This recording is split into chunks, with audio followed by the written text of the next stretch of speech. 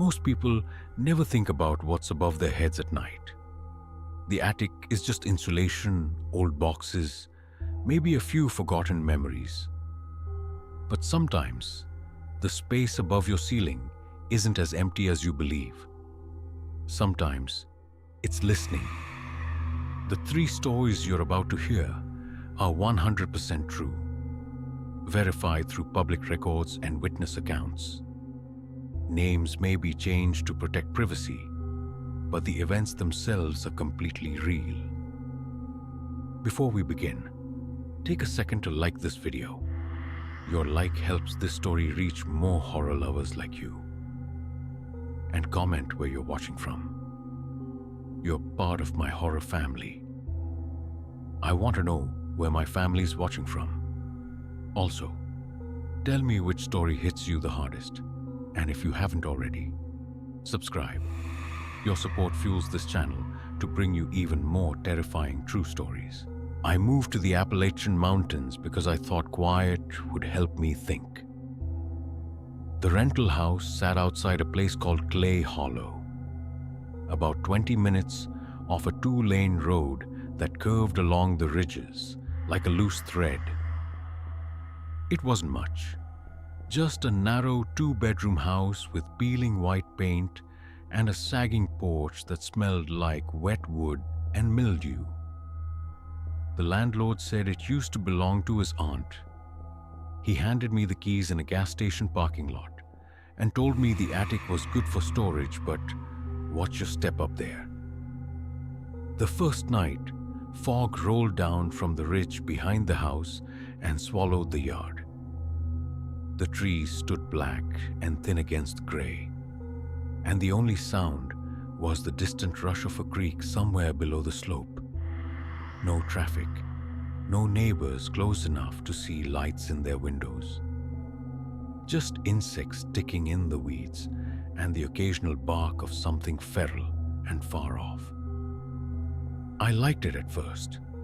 The attic access was in the hallway outside my bedroom, a square hatch with a folding ladder. I used it the day I moved in, hauling up plastic storage bins filled with old things I hadn't looked at in years. Childhood photos, my high school yearbooks, a few boxes of papers from my parents' house after they sold it. I pushed everything into one corner of the attic and didn't think about it again. The attic itself was unfinished.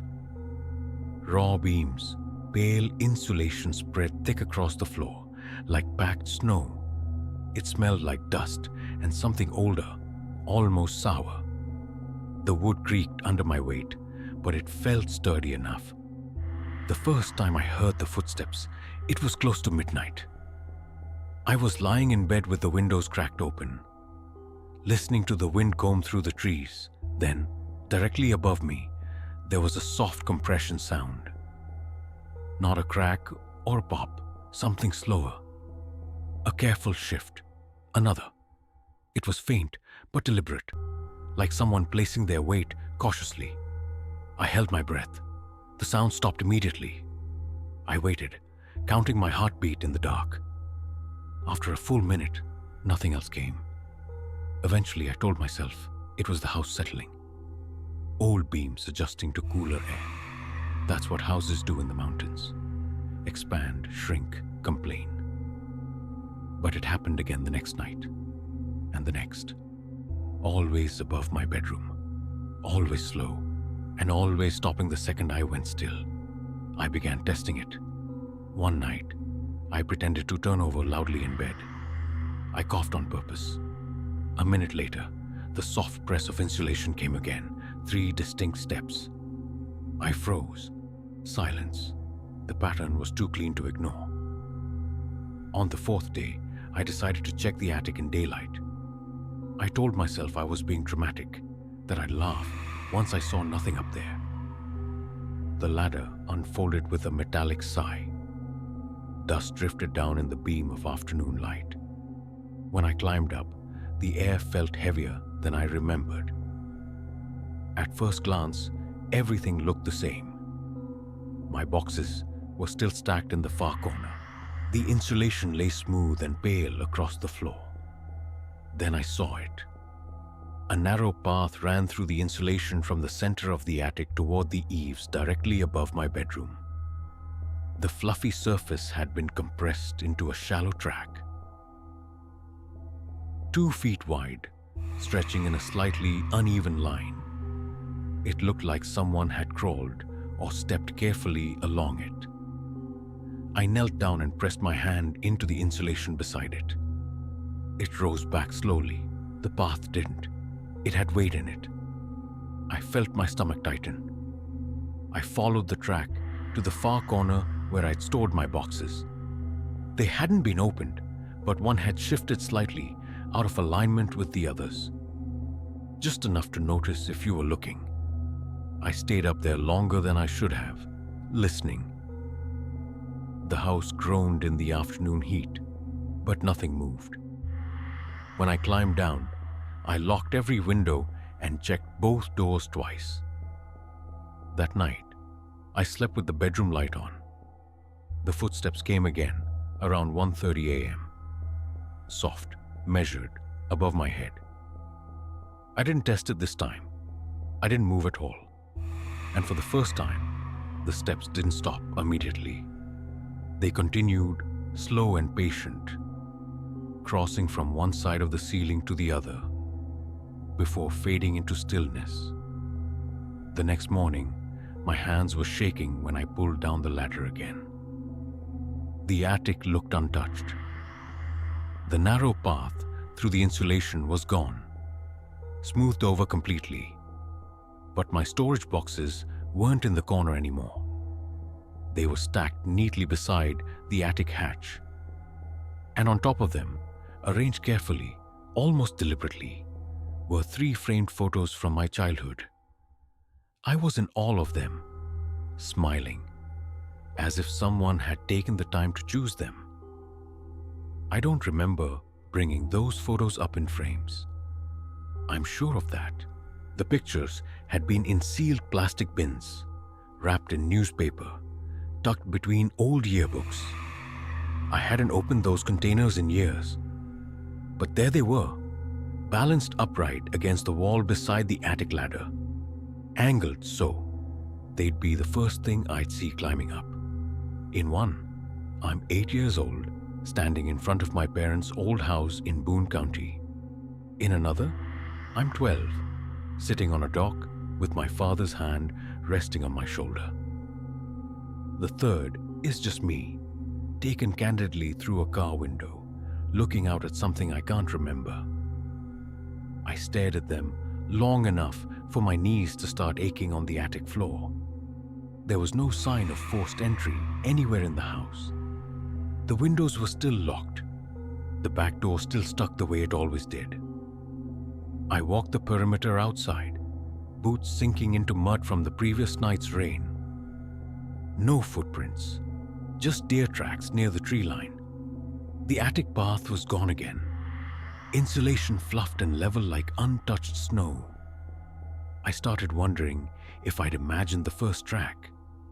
If maybe I'd walked through it myself and forgotten. The mind can fill in details when you're alone too long. The mountains can do that to you. Stretch silence into something heavier than it is. That night, I didn't sleep. I lay on top of the covers with the bedroom door open, staring at the square outline of the attic hatch in the hallway ceiling. The house felt closer somehow, the air thicker. Around 2 a.m., the sound came again. A slow compression above me, then another. I didn't freeze this time. I got up. The hallway felt colder than the rest of the house. I stood beneath the hatch, listening. The sound continued. One step, then a pause. Another. My voice felt small when I said, "Hello?" The steps stopped. I reached for the attic cord. My hand hovered there, longer than I'd like to admit, before I pulled it. The ladder dropped down hard enough to shake dust loose from the ceiling. I climbed up without thinking about what I might find. The attic was dark except for my phone's flashlight. At first, nothing moved. The insulation lay smooth and pale. My boxes remained stacked near the hatch, but the air was wrong. It smelled different, damp and faintly sour, like breath trapped in a closed space. I swept the light slowly across the beams. Then I saw it. In the far corner, where the roof sloped low toward the eaves, the insulation had been pushed aside. Not in a wide area, just enough to clear a narrow space between the joists. The wood beneath was exposed, and there was a shallow depression in the dust, shaped vaguely, like someone had been lying there. Watching, my throat tightened. The path was faint this time, barely visible, but it led from that hollowed space toward the center of the attic, toward my bedroom. I backed down the ladder slowly and didn't take my eyes off the darkness above until the hatch was closed. I called the landlord the next morning. He sounded annoyed more than concerned. Said maybe raccoons had gotten in, though there were no droppings, no chew marks, no gaps in the roof. I didn't argue. I packed that afternoon. Before I left, I climbed into the attic one last time. The hollowed-out space was gone. Insulation smoothed carefully back into place, but the photos were still there by the hatch. Only now, they'd been rearranged. The picture of me at 8 had been turned slightly, to face the attic instead of the ladder, as if whoever had placed it wanted it to look inward. I took the photos with me when I left. I don't know who was up there. I don't know how long they'd been there before I noticed. Sometimes I try to convince myself it was stress, isolation, my mind twisting normal house noises into something worse. But I can't explain the smell, or the rearranged frames, or the weight in that corner of the attic where someone had carved out space just big enough to fit a body. I live in an apartment now, in a town loud enough that I can hear traffic at night. Still, sometimes, when I wake up in the dark, I hold my breath. And I wait, because part of me is still listening for something careful and patient above my ceiling. And sometimes, in that space between sleeping and waking, I think I hear it. My father's house sits at the edge of a narrow hollow outside Welch, West Virginia, where the mountains lean in so close they swallow the light before evening really has a chance to settle. When he died, there wasn't anyone else to handle his things. My mother's been gone for years, and I'm an only child, so I took unpaid leave, drove up Route 52 through the fog and rain, and let myself into the house I swore I'd never sleep in again. It hadn't changed much. The siding was still warped from decades of weather. The porch sagged slightly in the middle, and when I stepped on it, the boards gave off that damp, spongy sound of old wood that soaked in too many seasons. Inside, the air smelled like dust, stale coffee, and something metallic, like oil that had seeped into the floorboards and never really left. My father had always been quiet, not cruel, just distant, the kind of man who watched the Weather Channel without sound and kept notebooks full of numbers no one understood. I hadn't visited in over a year before he passed. That's something I try not to think about. The house felt smaller without him in it. I started with the obvious rooms, the kitchen drawers, the hall closet, the bedroom where he'd slept on one side of the bed long after my mother died. Outside, the mountains stayed wrapped in mist most of the day. Rain moved in slow waves across the ridges, and at night, I could hear coyotes yipping somewhere far up the slope. On the second afternoon, I pulled down the attic ladder. The hinges shrieked in protest, metal grinding against metal. A fine powder of insulation dust drifted down into the hallway light, I climbed up slowly, bracing myself against the beams, like I used to when I was a kid, sneaking up there to look for Christmas presents. The smell hit me first. Dust, yes, but also oil. The thick mechanical scent of it. My father used to work on small engines in the shed out back. Lawnmowers, chainsaws, anything neighbors brought him. The attic smelled like that same dark, greasy tang. It was mostly storage, old toolboxes, a broken fan, cardboard boxes soft at the corners from humidity. The beams overhead were darkened with age, and insulation lay uneven across the floor like packed snow. I don't know why I went toward the far end.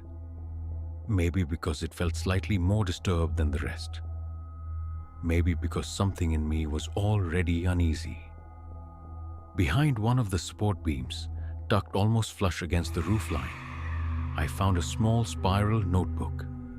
It was thin, the cover bent and worn. When I pulled it free, a small cloud of dust lifted into the air. I expected it to be my father's. Another ledger of numbers or repair notes. It wasn't. The first page had a date from 3 months ago. Then a time. 7:16 p.m. Arrived home. 7:42 p.m. Shower running. 8:03 p.m. Kitchen light off. 11:42 p.m. Lights out. The handwriting was neat, familiar. It was mine. I stood there for a long time, reading. Each page followed the same pattern. Different dates. Different small variations in timing, but always the same structure. Arrival. Shower. Lights out at 11:42. The entries stretched back almost a year. I tried to convince myself that I must have written it at some point. Maybe during one of the few visits I'd made. Maybe as a joke. But I hadn't stayed overnight here in years. Not since I moved down to Bluefield for work. And even if I had, why would I record my own movements like that? The attic felt smaller the longer I stood there. The smell of oil thickened in my nose. I flipped through more pages. The descriptions grew slightly more detailed. 9:18 p.m. Bedroom light on. 9:47 p.m. Bathroom fan stops. 11:42 p.m. Lights out, not I turned off the lights. Just lights out, as if someone were observing. I climbed down with the notebook clutched tight in my hand. The hallway felt dimmer than it had before. The house seemed to hold its breath. That night, I stayed in my old bedroom at the end of the hall. The same room I'd slept in as a teenager. The same ceiling I'd stared at when I was trying to decide how soon I could leave this place for good. I kept the notebook on the nightstand. Outside, rain slid down the windows in thin lines. Somewhere in the woods, an owl called once, then went quiet. The house creaked the way mountain houses do when temperatures drop. I told myself it was grief. That grief does strange things to memory, makes you doubt what you know about yourself. At 11:41 p.m., I checked my phone. I don't know why I did that. Maybe because the number had started to feel important. The house was completely still. No wind, no rain. Just silence thick enough to press against my ears. When the time changed to 11:42, I heard it. A faint click, directly above me, in the attic. It wasn't loud, not a bang or a crash, just a soft, deliberate sound, like the press of a switch. I didn't move. I lay there staring at the ceiling, listening to the hollow quiet of the mountains settle back into place. And for the first time since I arrived, I felt like I wasn't alone in my father's house. I didn't sleep after that. I stayed on my back, eyes open in the dark, counting the slow rhythm of my breathing. The house made its usual sounds, wood shifting, pipes ticking, but nothing like that click. When morning came, pale and grey, through the fog, I went straight to the attic. The ladder groaned as I pulled it down. My hands felt unsteady, though I couldn't say why. I climbed up with the notebook tucked under my arm, half expecting to see something obviously out of place. Nothing was. The insulation lay uneven, but undisturbed. The old toolboxes were where I'd seen them. The beam where I found the notebook looked the same. I scanned the ceiling, searching for anything that could have made that sound. A loose wire, a timer, a mechanical switch. That's when I noticed a small metal box mounted near the center beam. It was about the size of a paperback book, dull gray, with a single toggle switch on its side. A thin wire ran from it along the beam and disappeared into the ceiling toward the hallway. It was coated in dust, except for the switch. The switch was clean. I crouched beside it. The metal smelled faintly of oil and something older, like rust that had been handled too often.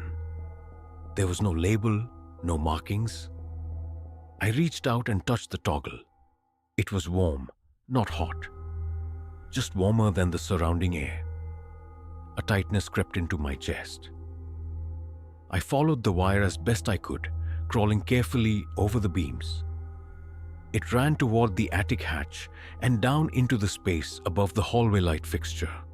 The hallway light outside my bedroom. I thought about the notebook entries again. Kitchen light off, bedroom light on. Lights out at 11:42. The phrasing didn't feel like something I would write. It felt observational, detached. I climbed down slowly, pulse hammering in my ears. I walked into the hallway and looked up at the ceiling fixture. It was an old dome light, the kind that screws on tight. I twisted it off. Inside, above the wiring, was a small sensor. Not something that came standard with a house this old. It was newer. Plastic, compact. I didn't know much about electronics, but I knew enough to understand what it looked like. A motion sensor. My father had installed something up there. The realization didn't come all at once. It unfolded slowly, like fog thinning over a ridge. He had been recording my movements, not in cameras, not in photos, in writing, every time I visited, every time I came home and stayed the night. He'd known when I arrived, when I showered, when I turned off lights. Lights out at 11:42. I tried to remember the last time I'd stayed here. I couldn't fix the date clearly in my mind. Just flashes of being in this room, lying in this bed, feeling watched without understanding why. I went back to the notebook. The earlier entries were sparse, just times. But the later ones, closer to his death, contained one more line beneath, lights out at 11:42. Still here. The handwriting grew shakier in those entries. Still here. I sat at the kitchen table for a long time, the mountains outside wrapped in low cloud. I remembered how my father used to sit in silence, listening, watching. Maybe it had started as something practical. A way to monitor the house, a way to feel in control of something. Or maybe it had been about me, about keeping track. The part that unsettles me most isn't the sensor or the switch in the attic. It's the handwriting. I can't shake the feeling that parts of it are mine. I left the house 2 days later. I disconnected the metal box, but didn't remove it. I didn't want to dig further. At my apartment now, far from the hollow, I still glance at the clock before bed. And sometimes, without meaning to, I wait for 11:42. I tell myself the click I hear in my memory is just the echo of an old switch flipping in an empty attic. But there are nights when the room feels too still, and I find myself wondering who was really observing whom. Similar enough that if I'd been less certain of myself, I might have believed I wrote it. That I'd come up here, night after night, and documented my own routine without remembering. Grief does strange things to the mind. So does guilt. I moved to the duplex outside Elkhorn City because it was cheap and far enough into the mountains that nobody asked questions. The place sat at the end of a gravel road that turned to mud whenever it rained, which, in that part of eastern Kentucky, felt like every other day. Fog settled low in the hollow each morning, clinging to the tree line like breath that wouldn't leave. The duplex itself was an old, sagging structure with 2 front doors and a shared wall down the middle. My side had peeling green paint and a porch that leaned slightly toward the slope. The landlord, a man named Curtis, lived 40 minutes away in Pikeville. I met him once when he handed me the keys. He smelled faintly of motor oil and peppermint gum. He mentioned the attic ladder in the hallway closet, but said, almost as an afterthought, "I wouldn't go up there. It's old. Don't trust it." That was fine with me. I had no reason to use it. The closet ceiling had one of those folding wooden ladders that pulled down in sections. When I tested it on my first day out of curiosity, it jerked halfway open and stuck. The wood felt soft under my palm, swollen from humidity. I pushed it back up and forgot about it.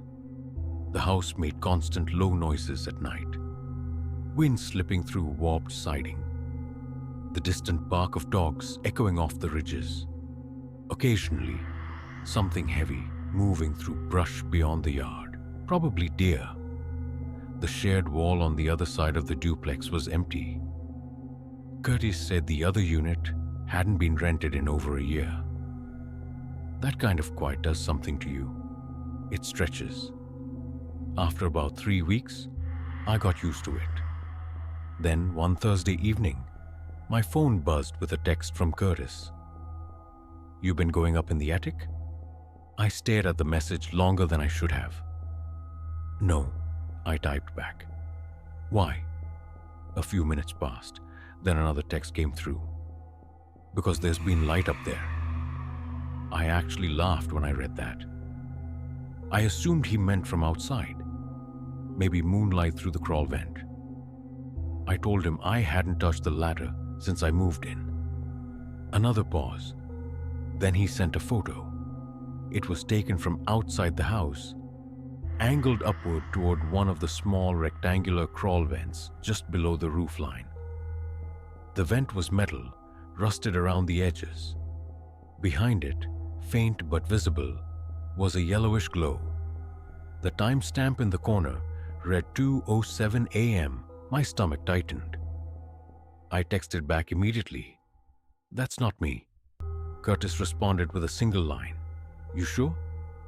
I didn't sleep much that night. I lay in my bedroom listening to the hollow quiet of the mountains. Rain tapped softly against the windows, and somewhere down the slope, water ran through a drainage ditch in a steady trickle. I stared at the ceiling, trying to imagine light flickering above it.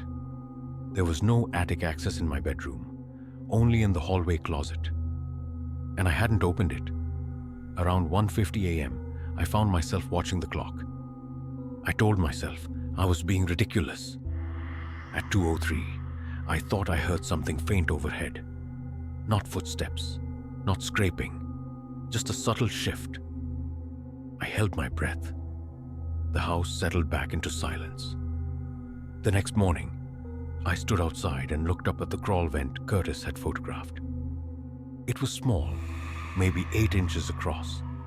Too small for a person to climb through, but big enough to see light. The thought of someone being up there made my chest feel tight. I tried to reason through it. Maybe faulty wiring, maybe light from my hallway bleeding through thin ceiling boards. But that didn't explain the timing. or why Curtis assumed it was me. That afternoon, I pulled open the hallway closet and looked up at the attic hatch. The thin wooden panel looked undisturbed. Dust gathered along its edges. I reached up and tugged the cord. The ladder dropped halfway before sticking again, one hinge groaning sharply. I let it hang there, staring at the dark gap above. The air that drifted down smelled stale, like old insulation and something faintly sour. I almost climbed up right then. Instead, I pushed the ladder back into place and shut the closet door. That night, Curtis texted again. Light was on at 2:01. I didn't reply. I lay awake, heart pounding against my ribs, waiting for something I couldn't name. The ceiling above my bed looked the same as always, slightly stained near the corner from an old leak. But now, knowing what might be above it, the space felt thinner. Like the separation between me and the attic wasn't solid anymore. Just drywall and beams, and whatever was happening up there. I climbed into the attic the next morning at 10 a.m. when the fog had finally lifted from the hollow and sunlight cut weakly through the trees. I told myself daylight would make it easier. The ladder protested with every inch. Wood creaked under my weight, and I felt it bow slightly in the middle. The opening above smelled like damp wood and insulation baked in old heat. When I pulled myself up into the attic, I had to crouch immediately. The roof sloped low on both sides, beams exposed like ribs. The insulation was thin in places, thicker in others, dust-coated everything. At first glance, it looked unused. Then I saw the chair. It was a simple folding chair, metal frame, with cracked vinyl seating. It sat near the far end of the attic, positioned directly over the crawl vent Curtis had photographed. The vent was built into the wall just under the roof line, and the chair faced inward, toward the center of the attic, toward the area above my bedroom. I moved closer slowly. The insulation around the chair had been compressed into a clear path, like someone had walked the same route over and over again. The dust was disturbed, recent. Then I noticed something that made my mouth go dry. Beside the chair, plugged into the wall, was a white phone charger. It trailed down from an outlet mounted between two beams. I stared at it. There shouldn't have been an outlet there. I knew that because when I signed the lease, Curtis had given me a copy of the house's renovation paperwork. Basic electrical layout included. The attic wiring was old and minimal. One overhead bulb fixture near the hatch. No wall outlets.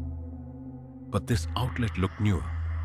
The plate was clean, the screws unrusted. I crouched beside it.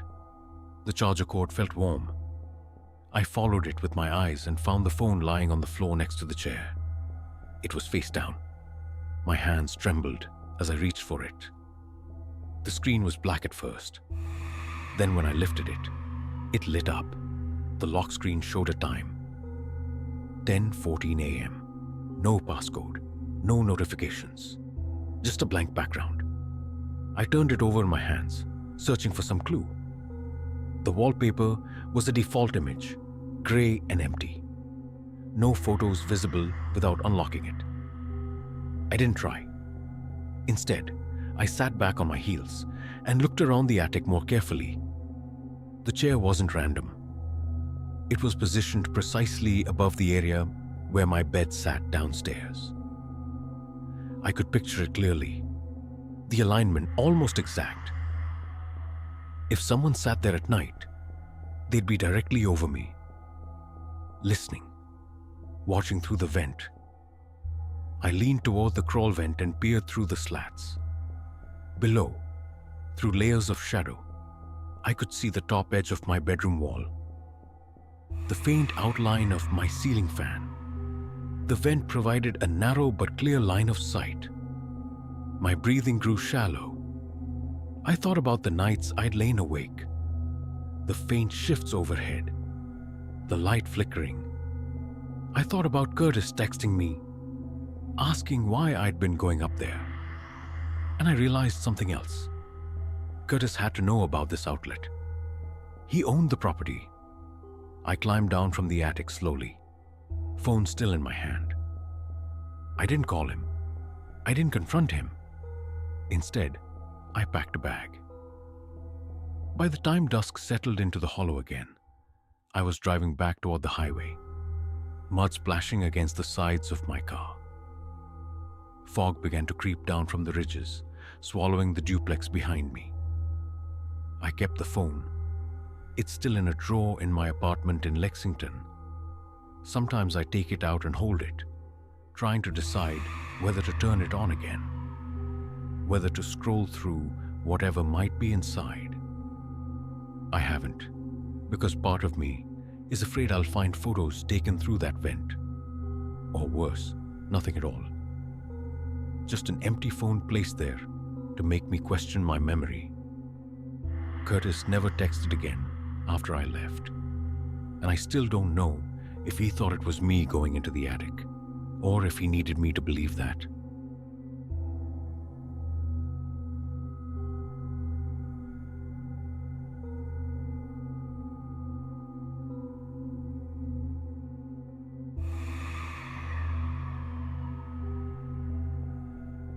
If today's story touched a quiet corner of your heart, if for a moment you felt like someone was standing close to you, then remember you are not alone.